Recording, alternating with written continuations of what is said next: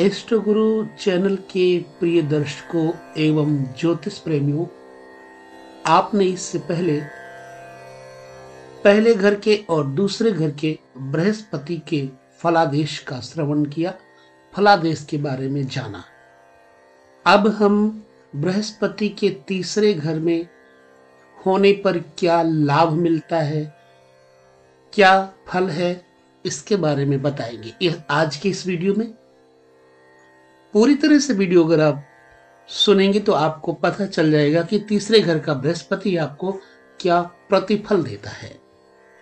हमारे हर वीडियो में आपको सिर्फ ज्योतिष से संबंधित इस चैनल पर चर्चा मिलती है, टॉपिक मिलते हैं, विषय मिलते हैं। यदि आपको किसी तरह का प्रश्न करना है तो आप बेहिचक अपने कमेंट लिख करके हमें प्रश्न कर सकते हैं। आपका प्रश्न योग्य हुआ, युक्त हुआ, ज्योतिष से संबंधित हुआ तो हम आपके उस प्रश्न का उत्तर अवश्य ही देंगे। तो आइए हम चलते हैं, बृहस्पति को तीसरे घर में देखते हैं। यदि आपकी जन्म कुंडली में बृहस्पति तीसरे घर में है तो कैसा लाभ और क्या क्या फायदे मिलेंगे, क्या क्या नुकसान होंगे। शर्त इतनी है कि आपको अपने बृहस्पति के अंश और ऊंच या नीच किस अवस्था में आपका बृहस्पति है तीसरे घर में, ये जरूर देखना होगा।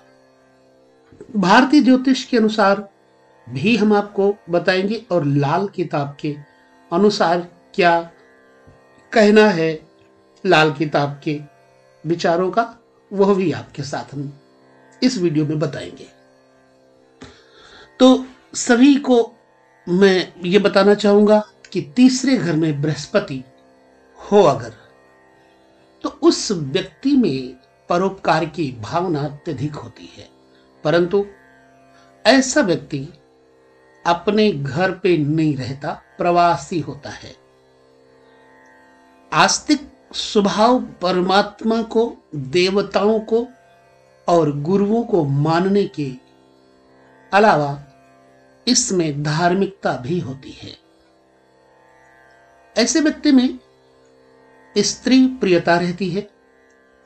व्यवसायी और वाहन से युक्त ऐसे लोग होते हैं।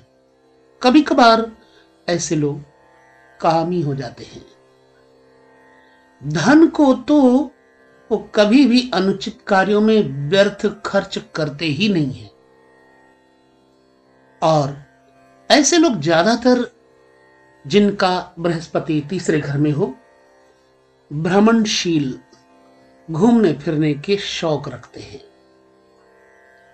तीसरे घर में बृहस्पति यदि दूसरे पाप ग्रहों से ना देखा जाता हो तो उसके कई भाई दीर्घायु होते हैं।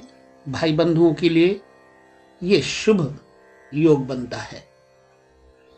किंतु तीसरे घर में बृहस्पति यदि किसी पाप ग्रह से युति करते हुए बैठा हो तो उसके एक या दो भाई की मृत्यु हो जाती है और भाइयों के सुख का अभाव हो जाता है यदि पाप ग्रह बैठे होंगे तो। यदि गुरु तीसरे घर का मालिक होकर के निर्बल और पीड़ित हो तो साली के पति की आयु को कम करता है। बृहस्पति 11वें घर का स्वामी हो और निर्बल तथा पीड़ित हो तो स्त्री की कुंडली से उसके पति की बड़ी बहन के वैधव्य का सूचक है।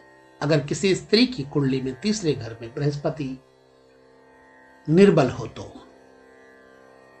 या फिर उस बहन का विवाह ही ना हो स्त्री की कुंडली में, यदि ऐसा है तो इसके लिए ग्रह को बलवान करने का उपाय क्या है? पुखराज धारण करके रखना चाहिए, वरना बृहस्पति निर्बल और पीड़ित होकर अपनी पुत्री के विवाह में भी निर्बल सिद्ध हो सकता है। और अगर मंगल केतु आदि के प्रभाव में हो बृहस्पति, तो पुत्री को विधवा तक बना सकता है। इसलिए बृहस्पति को दान आदि के द्वारा भी बलवान किया जाना चाहिए।